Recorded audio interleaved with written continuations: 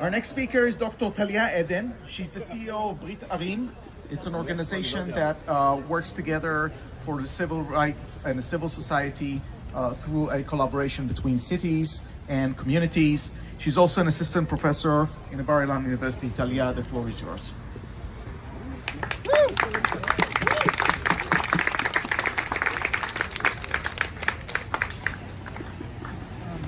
Hi. So also English is not my mother tongue, but I'll try. Okay, I'll try. Is it better now? Yeah. Okay. Okay, thank you. So, dear friends of Israel and champions of democracy, my name is Dr. Talya Eden. I'm an assistant professor of computers. Okay.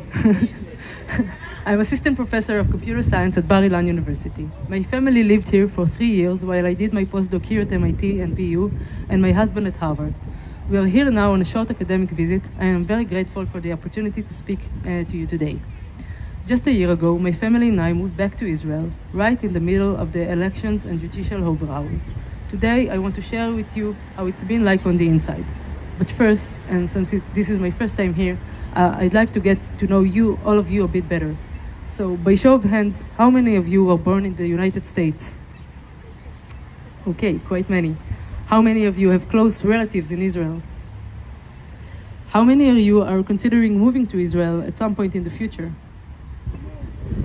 Okay, few people. So, it's a diverse group, but I think what we all share is our common love for Israel. But not just any Israel. The concept of a liberal Israel, liberal democratic Israel, an Israel that embodies the ideals we've all been raised with: freedom, justice, and equal rights for all, just as it was envisioned by our grandparents who built it. And now, our beloved country is under attack. The rate at which these events are unfolding is truly astonishing.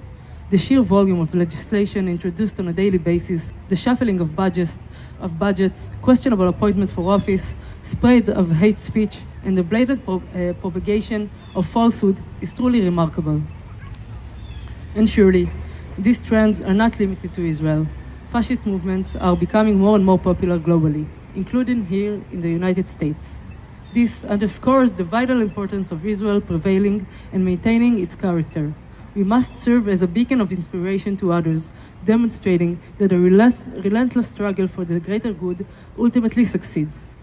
That's why I explain to those who advise me against criticizing Israel to the global community, to the academic community, and actually to everyone who is willing to listen, it is imperative that we do so. We must raise our voices at this moment, for there may not be another opportunity. We have a responsibility to convey the reality, as concealing it only serves the interest of those who have something to hide. So the situation is deeply disheartening, occasionally even alarming. We witness Israel slipping through our grasps, observing a surge in aggression from the government, police, and even fellow citizens. I myself was also a witness, and also I bear the violence from police and other citizens. But thankfully, there's also an upside. It has compelled us all to awaken from our compliancy and confront the harsh truths. Regrettably, the Israel we once treasured is fading away. The fundamental principles we held close has gradually diminished. And this is why we find ourselves taking to the streets multiple times a week, sometimes even multiple times a day. Our aim is to stop the deterioration, to awaken others that are still asleep, and to garner global attention. Essentially, we are striving to gain more time. And here is my core message for today. More time for what purpose? The protests and resistance movements are incredibly important. They are the lifeline against the overhaul. However, it's not enough to just point out the wrongs. We need to start focusing on what we actually want. Similarly to how we reclaimed our flag and anthem, we must reclaim Israel. Before, we might have believed that just living our lives, raising our families, and doing our best in our own little corners would be sufficient, just like it would in any other normal country. But today, we realize that this isn't enough. We need to roll up our sleeves and get involved. we need to broaden our perspective. As Bibi put it, we need to להיכנס לאירוע, get into the event, literally, or get into the thick of things. So, where do we envision our country heading, and how do we achieve this vision?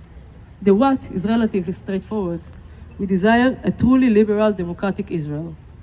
But the how, that's the challenging part, and that's the once crucial one. Without a clear plan, even if the current government were to fall today, we'd have a slim chance of success. Therefore, we must plan now for tomorrow.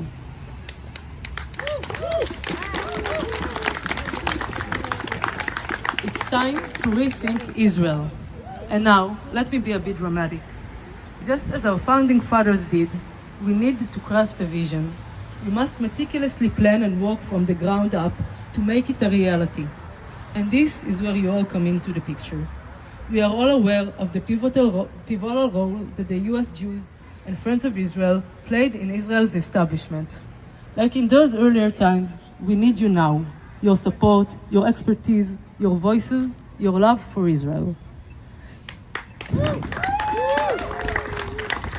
In collaboration with Tomer Avital, we are striving to bring together all the organizations and initiatives that hold the vision for Israel's future.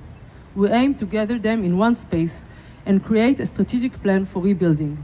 We might not have the majority on our side, but we do have the best of minds. What's missing is a detailed action plan, and that's precisely what we're trying to do together. We call it the Day After Initiative. And naturally, I also have a vision of Israel's future of myself. My vision is Brit Arim. It entails a federated country where each sector collaborates through alliances formed by local municipalities. Liberal cities united, ultra-Orthodox cities united, and so forth. The objective is to achieve legislative and budgetary autonomy. This is to shield ourselves, the liberal, productive public, from a government that currently uses our own taxes to undermine our education, our values, and our well-being. The only hope in combating the government and the widespread corruption is unity. We must unite the public, the cities, and all organizations and initiatives that stand for liberal values. And together, we must take action to rebuild our nation from the bottom up. First, we protect our own. All liberal individuals and cities that wish to join the alliance are welcome, as long as they embrace our values. We are done apologizing for our beliefs. We will build, illuminate, and shine, and then others will follow. We will reconstruct a social and democratic Israel, this time prioritizing those in need, not those who opt for poverty, ignorance, or hate. Everyone is invited, as long as they agree that everyone is welcome. We won't tolerate gender segregation, minority discrimination, or any form of hate speech.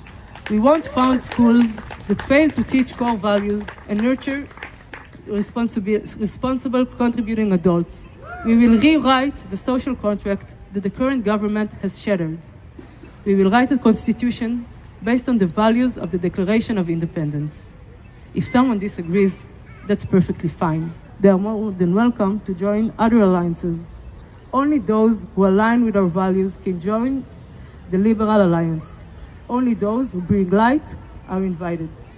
So now, I invite all of you to join our alliance as well. Help us build it. Help us reignite the light. Thank you.